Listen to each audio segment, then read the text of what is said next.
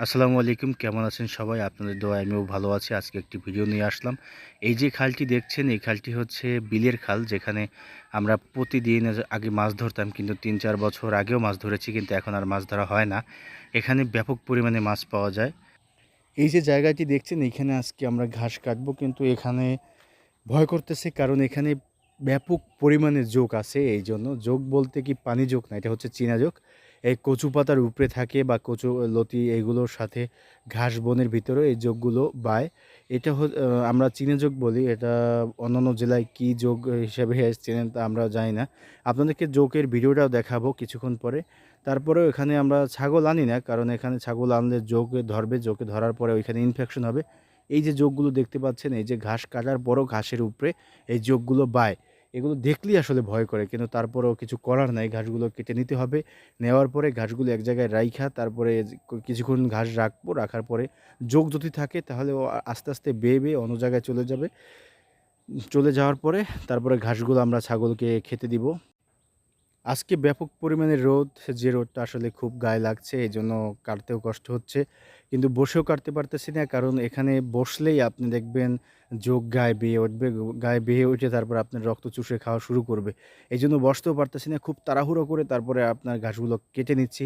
অল্প হলেও হবে, কিন্তু এরকমের কাটতে, কাটতে আসলে হুট করে দেখলাম যে আশেপাশে থেকে, রাস্তা থেকে মানুষ যাচ্ছে, আর মানুষ আমাদেরকে বলছে যে, "কী ব্যাপার? কী করছো এখানে? ভিডিও চলছে।" হ্যাঁ, তারপরে তারা রাস্তায় বসে অনেকক্ষণ কথা বলল। কথা বলার পরে দেখেন, জোক যদি এরকমের করে আপনার সামনে, তাহলে আপনার কী রকমের আমার প্রচুর ভয় লাগছে যে দেখেন এই রকমের জোক যদি চিকন, চিকন জোকগুলো কীভাবে বাইতেছে।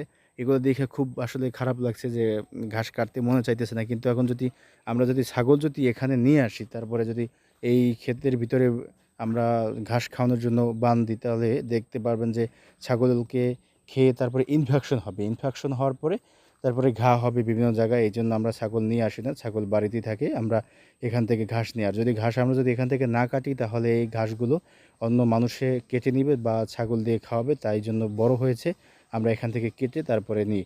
রাস্তা থেকে মানুষ বলতেছে, "কী করেন ভাই?" আমি কই, "একটু ভিডিও চলতেছে, আপনারাও আসেন।" কয়, "না ভাই, আমরা একটু বাজারে যাব।" অবশেষে ঘাস কাটা শেষ এবং বস্তায় ভরেছি। দেখতেই পাচ্ছেন যে অল্প ঘাস, কারণ অল্প অল্পই কাটি, কারণ বেশি কাটলে এগুলো খাবে না, লাল হয়ে যায়, তাহলে নষ্ট করে ফেলে ছাগলে। যাবার সময় হুট করে আমার ক্যামেরাম্যান কলা দেখালো এবং বলল, "মামা, কলার একটা মোরচা খাবো।" তারপরে দেখি যে ওইখানে একটা মোরচা হয়েছে। আসলে মোরচা যখন আপনারা পারবেন, একটু খেয়াল করবেন যে মোরচা থেকে যখন এই কলাটা বের হয়, বের হওয়ার পরে আসলে মোরচাটা ছিঁড়বেন। আমিও বের হওয়ার পরে এই মোরচাটা আসলে ছিঁড়েছি। ছিঁড়ার পরে এখান থেকে আমরা ছিলবো। এখন ছেলার পর আসলে মোরচা ছোটোবেলায় ব্যাপক পরিমাণে খেয়েছি, কিন্তু এখন আর ওরকমের খাওয়া হয় না। কিন্তু আজকে হুট করে আমার ক্যামেরাম্যান বলল যে, "চলো একটা মোরচা খাই।" এজন্য আ মোরচাটা আসলে ছিলাইতেছি। ছিলানোর পরে এখান থেকে অর্ধেক ভাগ করে আমার ক্যামেরাম্যানকে দিলাম, আর অর্ধেক আমি আসলে খাইলাম। খুব ভালো লাগলে অনেক বছর পরে এই যে মোরচা খেলাম, খুব আসলেই খুব ভালো লাগলো। এবং এই যে দেখতেই পাচ্ছেন যে কী পরিমাণে আমারে ঘামাইছে। এই দেখতে পাচ্ছেন যে এখন আমরা চলে যাব।